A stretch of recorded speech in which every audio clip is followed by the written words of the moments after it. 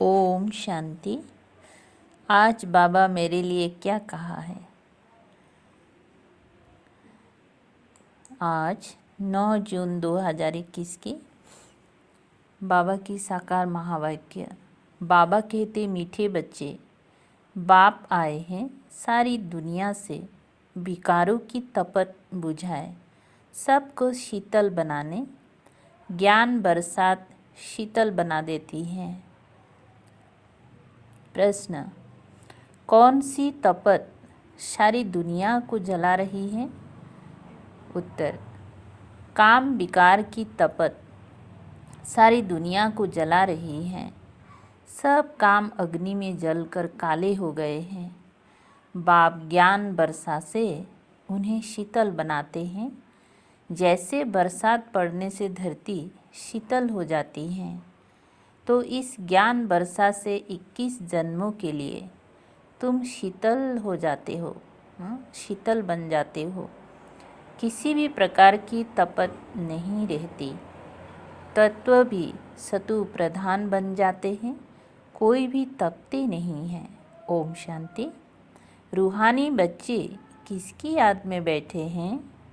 ज़रूर अपने रूहानी बाप की याद में बैठे हैं। रूह अपने परम पिता परमात्मा की याद में बैठी हैं कि हमको रूहानी बाप आकर रिफ्रेश कर शीतल बनाए, क्योंकि काम चिता पर बैठ भारत जल मरा है। गाते भी हैं तपत बुझाएं। तपत काहे की। काम चिता की।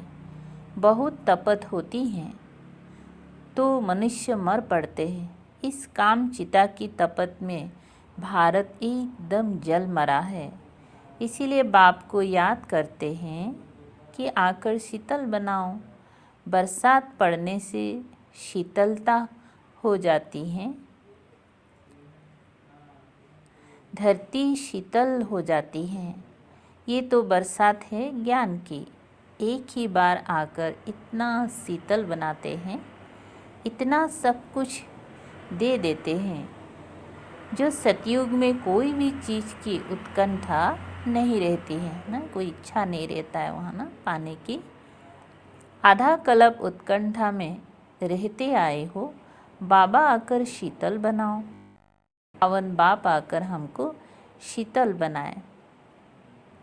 इस ज्ञान वर्षा से भारत अथवा सारी दुनिया शीतल हो जाती है। तुम स्वर्ग के मालिक बन जाते हो। मनुष्य मरते हैं तो कहते हैं स्वर्गवासी हुआ। वे तो सिर्फ मुख मीठा करते हैं।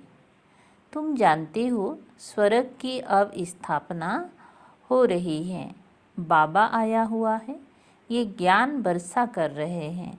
शीतलता का असर 21 जन्म रहता है। वहाँ ना बरसात ना किसी भी चीज़ की इच्छा रहती है। सदैव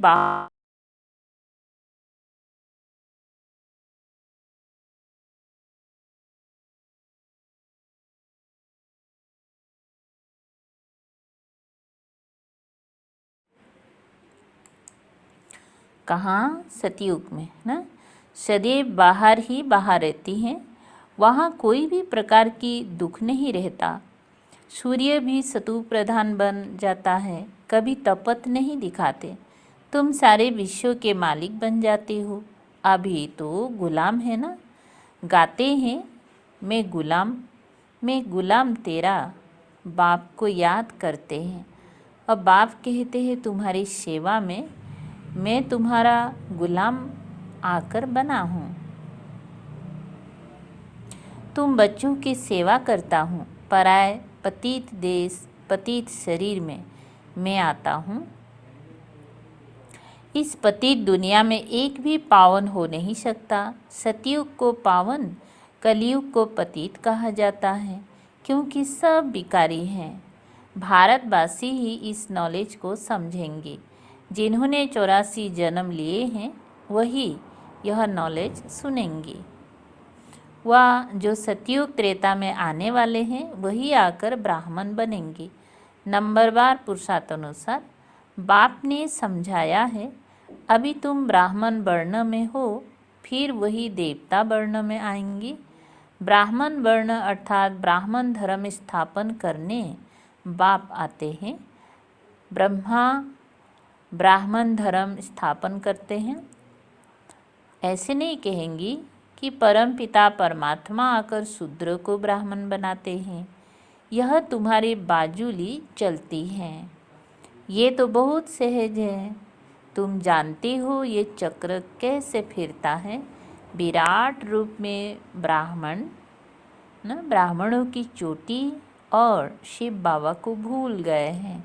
कहते हैं देवता, क्षत्रिय, वैश्य, शूद्र, फिर शूद्र से देवता। अब ब्राह्मण कहाँ गए? ब्राह्मण लोग गाते भी हैं ब्राह्मण देवताय नमः। तब प्रजापिता ब्रह्मा की वंशावली कहाँ गए? प्रजापिता ब्रह्मा का नाम कितना वाला है।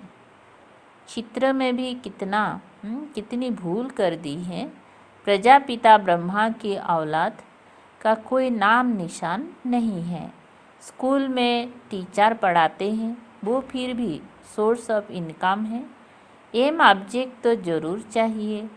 तुम बच्चे जानते हो उस पढ़ाई से मर्तबा मिलता है।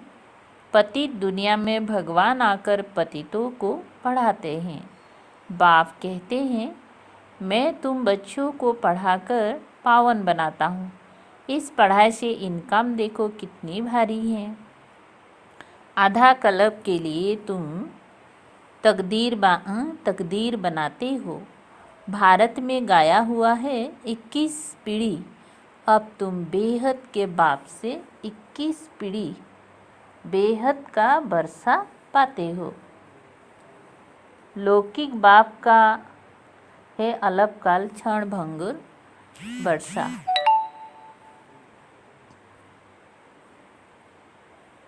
लौकिक बाप से जो भी वर्षा मिलेगा वह बोलते क्षण भंगुर वर्षा, अल्पकाल के लिए, अल्प समय के लिए।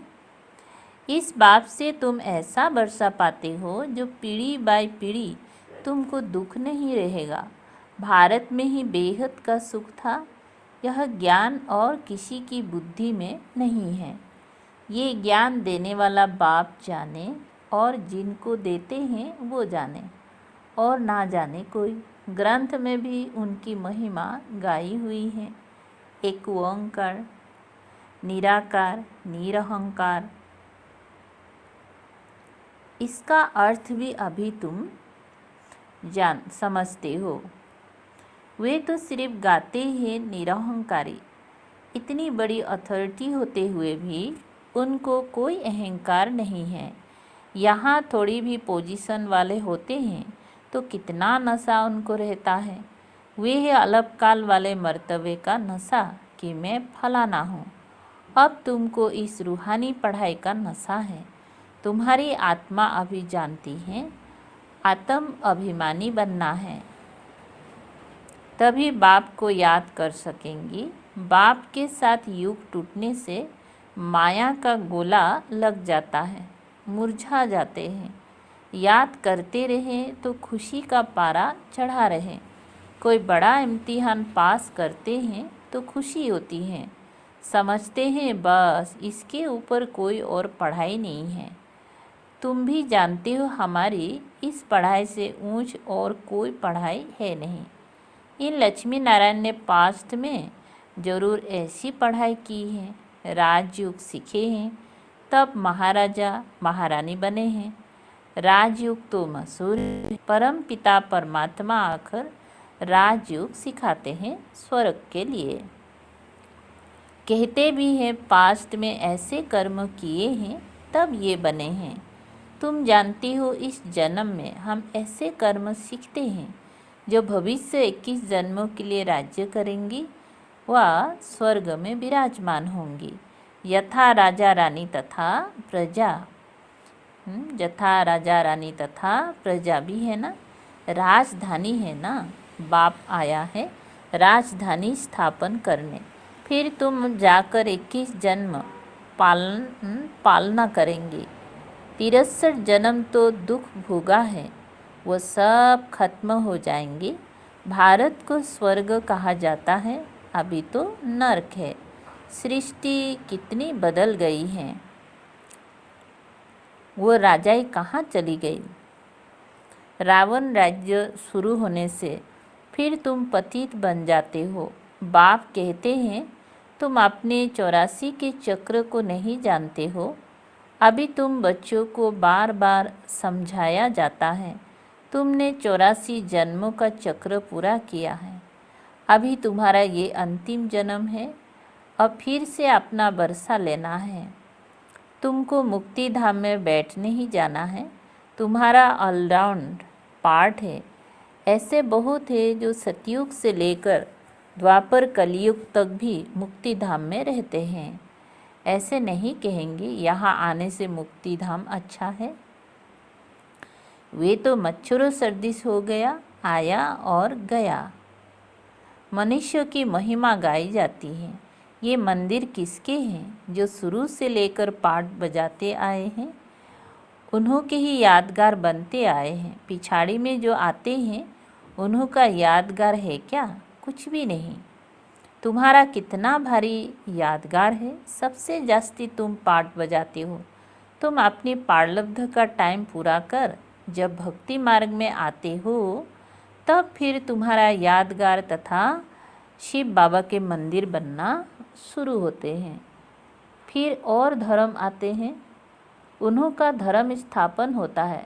तुम अपनी हिस्ट्री ज्योग्राफी भी जानते हो और सब धर्म वालों की भी जानते हो। 84 जन्मों की सीढ़ी है। पहले हम स्वर्ग में आते हैं फिर उतरते कैसे हैं ये तुम्हारी बुद्धि में है। हर एक जन्म में भिन्न नाम रूप वाले मित्र संबंधी आदि मिले हैं। ये सब ड्रामा में तुम्हारा पार्ट पहले से ही नुंधा हुआ है। ये बेहद का ड्रामा है जो हूबहू रिपीट होता है। तुम जानते हो हम सो देवी देवता थे जो 84 जन्म ले शूद्र बने। फिर हम सो देवी देवता बनते हैं। मनुष्य तो कह देते आत्मा सो परमात्मा। वास्तव में हम सो का अर्थ ये है। वे फिर कह देते आत्मा सो परमात्मा, परमात्मा सो आत्मा। रात दिन का फर्क है ना। तुम अभी इन सब बातों को जानते हो। तुम अभी पांडव बने हो। कौरव पांडव भाई भाई थे ना। अभी बाप मिला है तो तुम कौरव से पांडव बने हो। बाप तुमको दुख से लिबरेट कर गाइड बन ले जाते हैं। घर का तो किसी को पता नहीं है। वो कहते हैं आत्मा ब्रह्म में लीन हो जाएंगे। तो घर थोड़ी ही ठहरा, घर में तो रहा जाता है। उनको इन कॉर्पोरियल वर्ल्ड कहा जाता है। अभी तुम बच्चे जानते हो हम निराकारी आत्मा निराकार वर्ल्ड में बिंदी मिसल निवास करते हैं। वहाँ भी निराकारी झाड़ है। ये ड्रामा बना हुआ है। बीज और झाड़ को जानना है। इसका नाम ही है वैरायटी धर्मों का झाड़। ये मनुष्य सृष्टि है।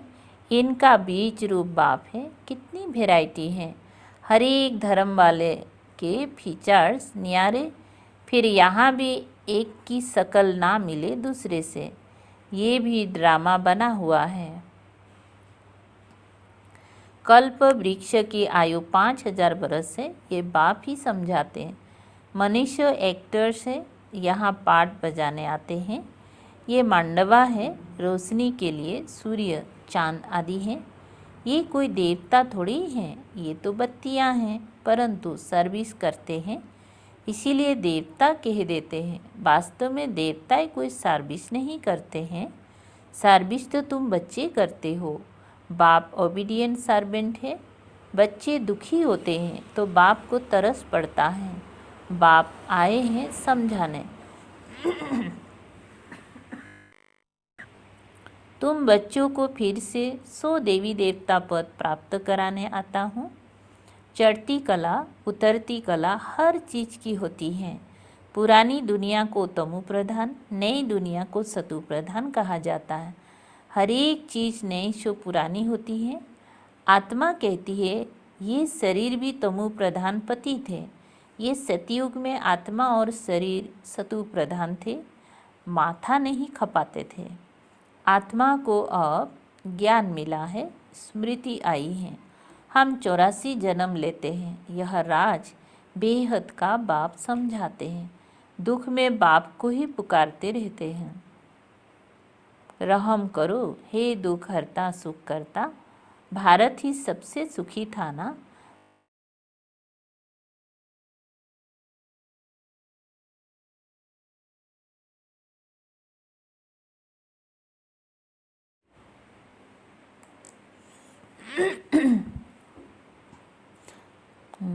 क्या बता रहा है? भारत जैसा पवित्र खंड और कोई हो नहीं सकता। अभी बाप तुम बच्चों की झोली अविनाशी ज्ञान रत्नों से भरते हैं। कभी ऐसा बाप देखा है? कहते हैं बच्चों, मैं तुम्हारे लिए बैकुंठ सौगात में लाया हूँ। तुम स्वर्गवासी थे, अब पति नरकवासी बन पड़े हो। पावन उनको कहा जाता है जो विकार में नहीं जाते। सतयुग में है संपूर्ण निर्विकारी, इस समय है संपूर्ण विकारी। बाबा कहते हैं तुम भी संपूर्ण निर्विकारी थे, अब संपूर्ण विकारी बने हो। फिर संपूर्ण निर्विकारी देवता पद पाना है बाप को याद करने से। अक्षर देखो कितने अच्छे हैं, मन मना भव। मुझ बाप को याद करो तो तुम तमो प्रधान से सतु प्रधान बन जाएंगी। मैं सर्वशक्तिवान हूँ ना, मुझे याद करो। याद को ही अग्नि ना, युग अग्नि कहा जाता है, जिससे तुम्हारे पाप दग्ध होते हैं, तुम पवित्र बन जाएंगी। अच्छा, मीठे मीठे सिकलधे बच्चों प्रति माता पिता बाप दादा का याद प्यार और गुड मॉर्निंग। रूहानी बाप की रूहानी बच्चों को नमस्ते। हम रूहानी बच्चों की रूहानी बाप दादा को याद प्यार, गुड मॉर्निंग और नमस्ते नमस्ते। शुक्रिया बाबा। धारणा के लिए मुख्य सार 1 नंबर, रूहानी पढ़ाई के नशे में रहना है, बाप समान निरहंकारी बनना है, पोजीशन आदि का अहंकार नहीं रखना है।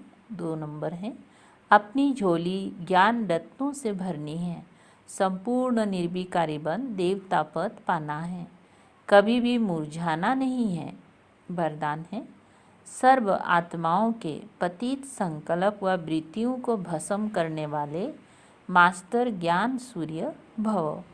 विस्तार है, जैसे सूर्य अपनी किरणों से किचड़ा गंदगी के कीटाणु भस्म कर देता है, ऐसे जब आप मास्टर ज्ञान सूर्य बनकर कोई भी पतित आत्मा को देखेंगी तो उनका पतित संकल्प पतित वृत्ति व दृष्टि भस्म हो जाएंगे। पतित पावनी आत्मा पर पतित संकल्प बार नहीं कर सकता। पतित आत्माएं पतित पावनियों पर बलिहार जाएंगे। इसके लिए माइट हाउस अर्थात मास्टर ज्ञान सूर्य स्थिति में सदा स्थित रहो। स्लोगन है, अपने धारणा स्वरूप से योगी जीवन का प्रभाव डालना ये बहुत बड़ी सेवा है। अपने धारणा स्वरूप से योगी जीवन का प्रभाव डालना ये बहुत बड़ी सेवा है। अच्छा, ओम शांति। शुक्रिया बाबा, थैंक यू बाबा।